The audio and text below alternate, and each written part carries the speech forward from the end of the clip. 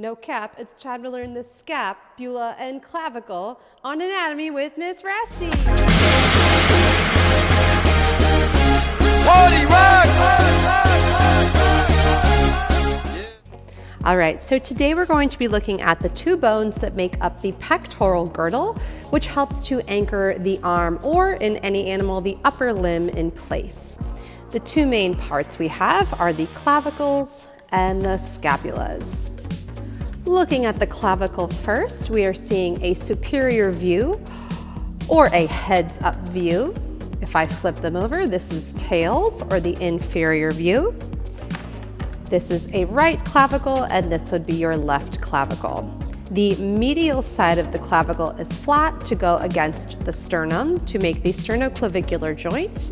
And then the lateral side is going to connect with the acromion process of the scapula, forming the AC joint. The clavicle itself does sit in this position on your body. It kind of hovers, and because it sticks out a little bit, it is prone to breaking in a contact-styled sport. The end must curve anteriorly. So if we were trying to decide if this was right or left, we would think this goes against the sternum. So now because this is curving toward the front, it's in the right spot, this is on the right. If I were to flip it, thinking, maybe it's from the left side. Now this is the middle, this is the lateral end, but look, now the lateral end points backwards or posteriorly. So that would be incorrect. So this is a right clavicle and this is a left clavicle. Now we are seeing a posterior view of the scapulas as if someone was laying face down. The lateral sides are the glenoid fossa, and then the middle or medial ends are these long edges here. Let's look at the bone markings of the scapula. This is the posterior view. We see the scapular spine here. This is the supraspinous fossa above the spine. Here is your infraspinous fossa below the spine. The scapular spine continues to the acromion process.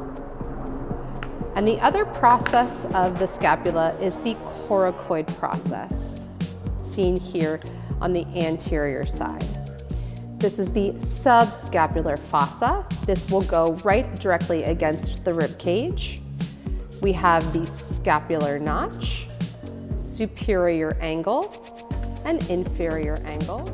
Let's look at all the connections that can be made to anchor the pectoral girdle. The clavicle attaches to the sternum, like so. This is considered a saddle joint. It allows for your shoulders to go up and down, and forward and back. This would be an elevation and depression of the shoulder and a protraction and retraction of the shoulder. The clavicle sits in the clavicular notch of the sternum. There are a few ligaments that will attach the clavicle to the scapula, and one joint that we see is the AC joint or Acromioclavicular joint. This is a plane gliding joint between the distal end of the clavicle and the acromion process, allowing a little bit of movement in any direction. This is kind of a frontal view of that same joint. If at any point the ligaments that connect the clavicle to the scapula become stretched or torn, allowing them to come apart, we call this a shoulder separation. The Glenohumoral joint is a multi-axial ball and socket joint, allowing a plethora of movements like so.